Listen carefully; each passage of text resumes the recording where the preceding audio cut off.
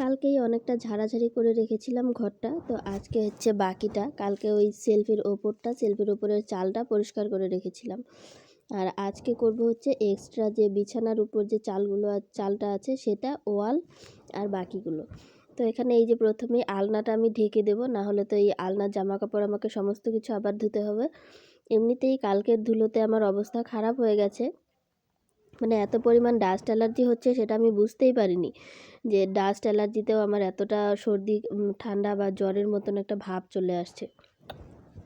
তো শুভ সকালের শুভেচ্ছা জানিয়ে নতুন আরেকটি ভিডিও শুরু করছি।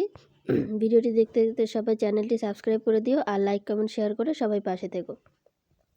তো আলনাটা আমার ঢাকা হয়ে গেছে। তারপর দেখো আমি এই যে বিছানার চাদরটাও উল্টে দিয়েছি, চাদরটা উল্টে যে লেপ কম্বলগুলো ছিল সেগুলোও ঢেকে ঢেকে দিলাম।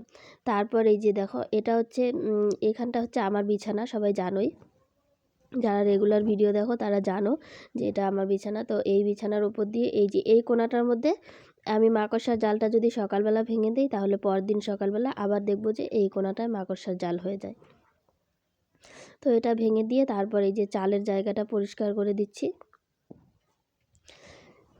আর এত পরিমাণ ধুলো পড়ছে সেটা বলার মতন না। মাকড়সার জাল যে এত হতে পারে সেটা এই যে না দেখলে আমি বুঝতেই পারতাম না। আমাদের আগের ঘরটাতেও এতটা মাকড়সার জাল হতো না যতটা এই ঘরটাতে মাকড়সার জাল হয়। মানে সকালবেলা ভাঙলে বিকেলবেলায় আবার নতুন করে জাল বুনে ফেলছে। মানে মাকড়সার জাল ভেঙে তাল পাওয়া যাচ্ছে না, এত পরিমাণ মাকড়সার জাল। আর এদিকে ঘর ঝাড়তে ঝাড়তে আমি তো লাইট খুলে ফেলেছি, মানে ওয়্যারিংয়ের যে লাইটটা ছিল ওটার নাটটা কীভাবে যেন খুলে গেছে সেটা বলতে পারিনি। তো ওই জায়গা থেকে লাইটও খুলে গেছে। তো এটা দেখলে দাদা তো বকা দেবেই, তো সেই জন্য আবার একটুখানি ভাবছি মনে মনে। তো যাই হোক, ওটা যেভাবে আছে সেভাবে থাক। দাদা আসলে বলবো এমনিই খুলে গেছে, একটুখানি মিথ্যে কথা বলতে হবে, তাহলেই ঠিক হয়ে যাবে। আর এই যে খাটের এই পাল্লাটাকে আমি তুলতেই পারছিলাম না, এতক্ষণ ধরে চেষ্টা করে পারছিলামই না। তো এই যে এখন পারলাম। তো এখন যখন পারলাম, এই যে এইখানে জিনিসগুলো বের করে তারপর খাটের নিচটা হচ্ছে ঝাড় দিয়ে পরিষ্কার করব।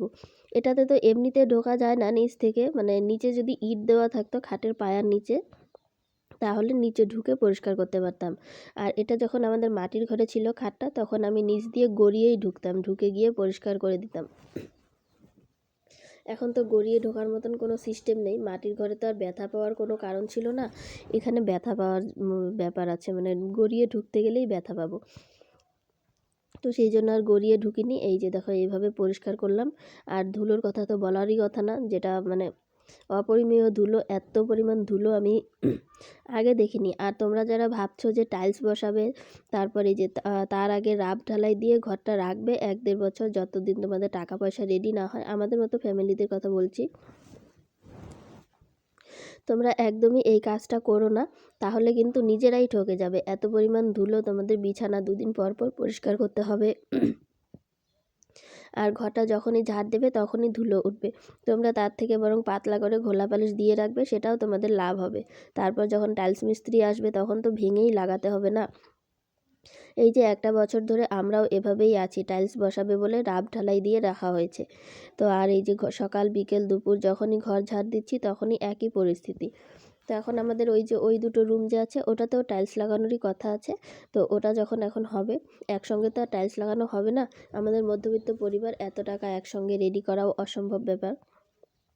তো ওখানে পাতলা করে ঘোলা পালিশ দিয়ে রাখা হবে, তাহলে এতটা কষ্ট হবে না। তো এই যে দেখো ঘরটা আমি ঝাড় দিচ্ছি, ঘরটা ঝাড় দিয়ে নিলাম, মানে ঝেড়ে টেড়ে ঘরটা ঝাড় দিয়ে পরিষ্কার করেছি। আর কিছু যেগুলো বেশি জাবরা ছিল ওগুলো আমি তুলে ফেলেছি। আর এটা হচ্ছে ধুলো, দেখো এত পরিমাণ যদি ধুলো হয় প্রত্যেক দিন, তাহলে তো সেটা বলাই যায় না।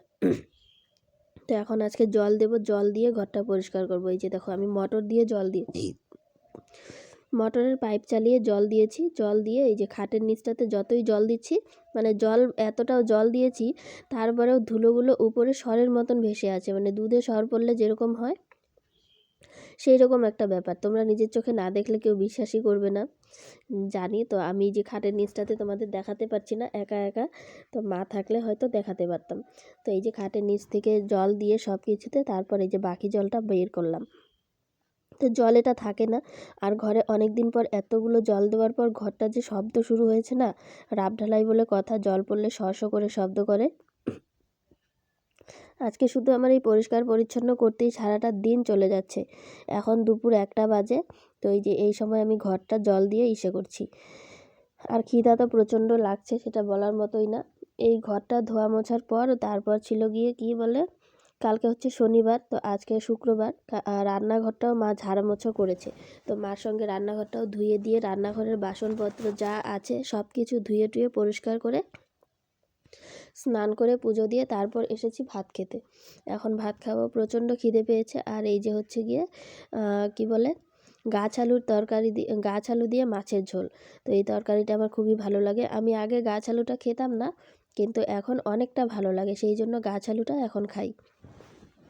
তো গাছ আলু এই যে অতটুকু ছিল লাস্ট, তো এই যে এই গাছ আলুটা দিয়ে এখন মাছের ঝোল দিয়ে ভাত খাচ্ছি। আর সঙ্গে ছিল মোচা ঘন্ট। এই সময়ের মোচা অতটা স্বাদ লাগে না, তারপরেও একজন দিয়ে গেছে, মানে আমাদের বাগান থেকে কেটে নিয়ে যায়, উনি দিয়ে গেছে। তো এখন আমরা মোচা ঘন্ট দিয়ে ভাত খাচ্ছি। আর এই যে হচ্ছে আমাদের বাড়ির সামনের রাস্তাটা, এটাও তোমরা চেনো অনেকে যারা ভিডিও দেখো। এই যে একটা বাচ্চাকে দিয়ে গোবর সার নেওয়াচ্ছে, এটা কি ঠিক? বাচ্চা, ও খেলার বয়স, ও কি গোবর সারটা নিয়ে যেতে পারে? নিয়ে যেতে গিয়ে এই যে এখানে ফেলে টেলে দিয়ে একদম একাকার করে দিয়েছে। সেটাই আমার রাগ হচ্ছিল। আমি বলছিলাম বাচ্চা, ও কি পারে মা গোবর সারটা নিতে, যে ওকে দিয়ে নেওয়ালো আর এই যে অবস্থা।